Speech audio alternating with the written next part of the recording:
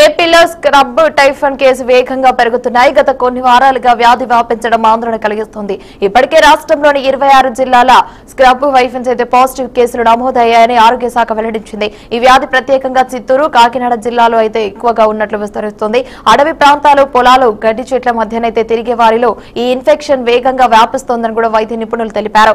ముఖ్యంగా నల్ల కీటకం కాటు వల్ల కూడా వచ్చే ఈ స్క్రబ్ టైఫస్ అయితే అప్రమత్తంగా గమనించాలని కూడా సూచించారు. ఇక దీనిపై మరింత సమాచారం మా ప్రతినిధి అశోక్ అందిస్తారు. ప్రస్తుతం 23 జిల్లాల్లో స్క్రబ్ టైఫస్ అనే వైరస్ వ్యాధి అయితే మాత్రం పూర్తిగా కూడా కలకలం రేపుతుంది. అయితే ఇప్పటికే కూడా పూర్తి స్థాయిలో చూసుకున్నట్లయితే కాకినాడ జీజీఎస్ లో 141 కేసులు అయితే మాత్రం నమోదవడంతో ప్రజలందరూ కూడా ఒక విధంగా భయభ్రాంతులు అవుతున్న విషయం అయితే మాత్రం ఇప్పటికే చెల్లడం జరిగింది. అయితే ప్రస్తుతం కూడా ఏదైతే స్క్రబ్ టైఫస్ అనే వ్యాధి పూర్తి స్థాయిలో జ్వరంగా రావడంతో దీన్ని నిర్లక్ష్యం చేయడంతో పూర్తిగా మచ్చలు ఏర్పడడం జరుగుతుంది. ఏదైతే సరైన నల్లటి మచ్చలు అలాగే దద్దులు రావడంతో పూర్తిగా కూడా ఈ వ్యాధిని స్క్రబ్ టైఫస్ గా పూర్తిగా కూడా వైద్యులు నిర్ధారించడం జరిగింది. అయితే ఇదే కోణంలో చూసుకున్నట్లయితే ప్రస్తుతం ప్రజలందరూ కూడా శీతాకాల సమావేశంలో కూడా పూర్తి స్థాయిలో ఈ జ్వరాన్ని నిర్లక్ష్యం చేయడంతో పూర్తిగా కూడా వ్యాధి బారిన పడుతున్నారు. అయితే ఈ స్క్రబ్ టైఫస్ వ్యాధి అనేది ఎలా వస్తుంది, దీనికి లక్షణాలు ఏంటనేది కూడా ప్రముఖ వైద్యులు సుబ్బారెడ్డి గారు, గురురెడ్డి గారిని అడిగి మనం తెలుసుకునే ప్రయత్నం ప్రస్తుతం అయితే కాకినాడ జీజీఎస్కి సంబంధించి 141 కేసులు అయితే మాత్రం నమోదైన చెప్తున్నారు. అయితే దీన్ని ఏ విధంగా తీసుకోవచ్చు, అలాగే ఏ విధంగా ప్రజలు దీన్ని జాగ్రత్తలు తీసుకోవాలని. నమస్కారం అండి, నా పేరు డాక్టర్ రామగురెడ్డి. నేను ఇక్కడ అరపర్తి ఏరియా హాస్పిటల్ సూపరింటెండెంట్. ఇప్పుడు మీరు అడుగుతున్న దాని ప్రకారము ఈ స్క్రబ్ టైఫస్ అనేది ఒక టైఫస్ గ్రూప్కి చెందిన వ్యాధి. ఇది ఓరియన్షియా ఇషిగాముషి అనే ఒక ప్రో బ్యాక్టీరియం వల్ల వస్తుంది. ఇవి చిగ్గర్స్ అని మనకి చిన్న చిన్న బగ్స్, అంటే నల్లులు టైప్లో ఉండే బగ్స్, వాటి ద్వారా మనుషులకు ఇది వ్యాప్తి చెందే అవకాశం ఉంది. ఆ చిన్న క్రిములు కూడా మనకి ఇంటిలో తిరిగేటటువంటి ఈ ఎలుకలు, ఇటువంటి యానిమల్స్ ద్వారా అది వ్యాప్తి చెంది కొంచెం అపరిశుభ్రంగా ఉన్న వాతావరణంలో ఇవి ఉండటం వల్ల మనుషులకు వ్యాపించే అవకాశం ఉంది.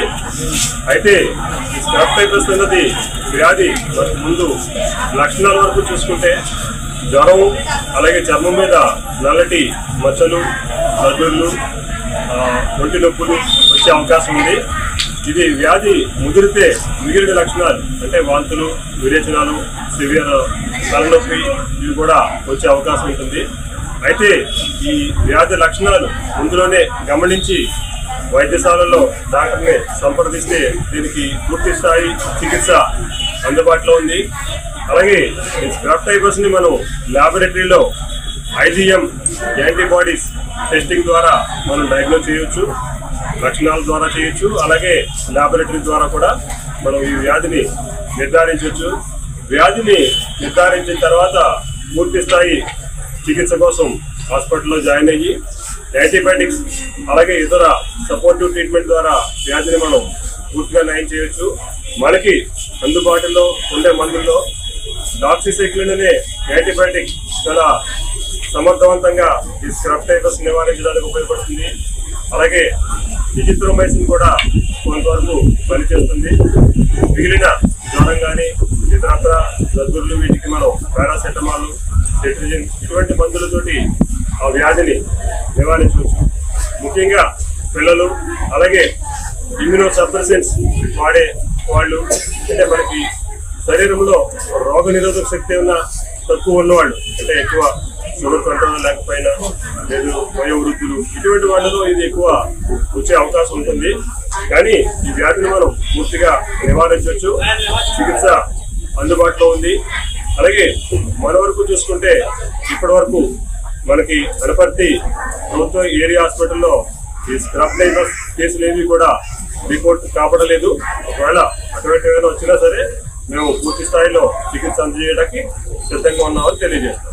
స్క్రబ్ టైఫస్ అనేది ఒక బ్యాక్టీరియల్ ఇన్ఫెక్షన్. అది మనకి ఏదైనా ఫ్లీ అంటే ఒక పురుగు లాంటి చిన్న చిన్న పురుగులు లాంటివి కుడితే వస్తుంది.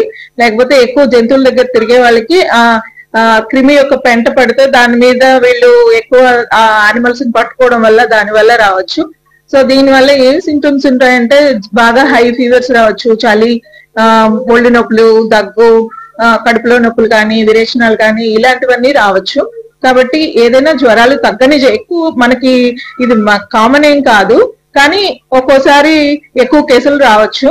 దానికి తెలుసుకుని తొందరగా హాస్పిటల్కి వస్తే వైద్యం అయితే ఉంది, మేము చేయడానికి రెడీగా ఉన్నాము. కానీ ప్రస్తుతానికి మాకు ఆ కేసులు ఏం కనిపించట్లేదు. దీనివల్ల ఒక్కోసారి బాడీ మీద చిన్న చిన్న కురుపులు నల్ల మచ్చలు లాంటివి కనిపిస్తాయి. దీనికి టెస్టులు చేయొచ్చు, వైద్యం కూడా ఉంది. కాకపోతే మీరు గుర్తించి తొందరగా వస్తే దానికి వైద్యం చేయించుకోవడానికి వీలవుతుంది. పూర్తి స్థాయిలో యొక్క వైరస్ అనేది జిల్లాలో కూడా అయితే దీనికి తొందరగా వైద్యం చేయించుకుంటే మరణాలు అనేవి తక్కువే. ఇప్పటిదాకా దీని గురించి అంత సీరియస్ కేసులు ఏం లేవు. మా దగ్గర అయితే ప్రస్తుతానికి ఒకటి కూడా డిటెక్ట్ అవ్వలేదు. వస్తే త్వరగా తీర్చుకున్నప్పుడు ప్రాబ్లం ఉండదు. మరీ హై కేసెస్ లో ఒక్కోసారి లంగ్ ఇన్ఫెక్షన్స్ అలా వెళ్ళిపోతే అప్పుడు ప్రాబ్లం రావచ్చు. కానీ మామూలుగా అయితే వైద్యం చేయించుకుంటే ప్రజలు ఈజీగా తేలుకోవచ్చు.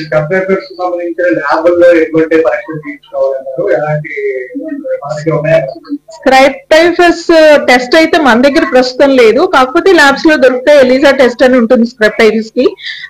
కానీ మనం మిగిలినవన్నీ రూల్ అవుట్ చేసుకుని, మనకు కామన్ గా వచ్చే జ్వరాలన్నీ రూల్ అవుట్ చేసుకుని ఆ రకమైన మచ్చలు ఒంటి మీద ఉంటాయి, దానికి మనం డిసైడ్ చేసుకుని మందులు ఇస్తే తొందరగానే తగ్గుతుంది.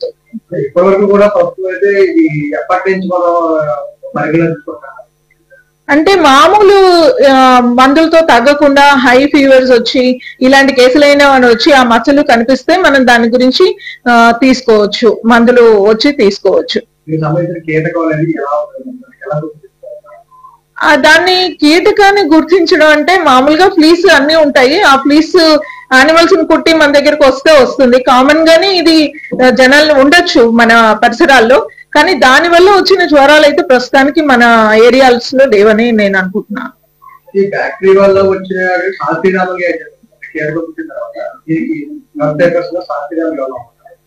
శాస్త్రీ టైఫస్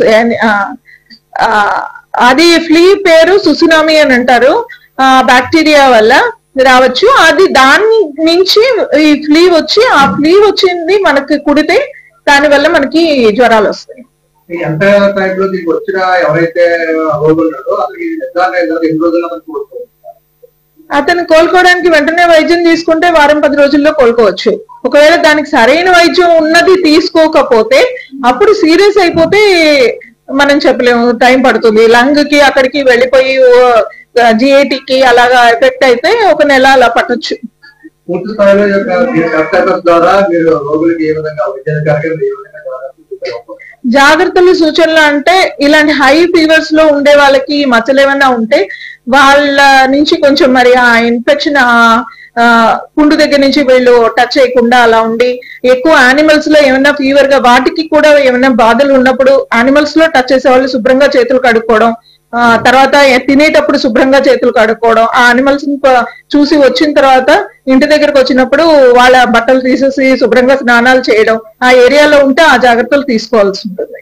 అయితే ఏదేమైనప్పటికీ స్క్రబ్ టైఫస్ అనే వ్యాధి పూర్తి స్థాయిలో ఇక్కడ ఏది కూడా ఎవరు కూడా ఇబ్బంది పడక్కలేదు ప్రజలని చెప్పేసి అంటున్నారు. అయితే ఇదే విధంగా చూసుకున్నట్లయితే ప్రస్తుతం కూడా యొక్క కాకినాడ జిల్లాలో సంబంధించి చేస్తున్న కేసు పరంగా చూసుకుంటే అప్రమత్తమైన వైద్యాధికారులందరూ కూడా పూర్తిగా కూడా ప్రజలందరూ ఇబ్బంది పడడం అవసరం లేదు. ఏదైతే జ్వరం వచ్చిందా, ఏదైనా దద్దున్నటువంటి అంటే వైద్యులు సంపాదిస్తే పూర్తి స్థాయిలో దీన్ని నివారించవచ్చు అని చెప్పేసి కూడా వైద్యులు చెప్పడం జరుగుతుంది. కెమెరామెన్ విజయ్తో అశోక్, VRK న్యూస్, తూర్పు గోదావరి జిల్లా.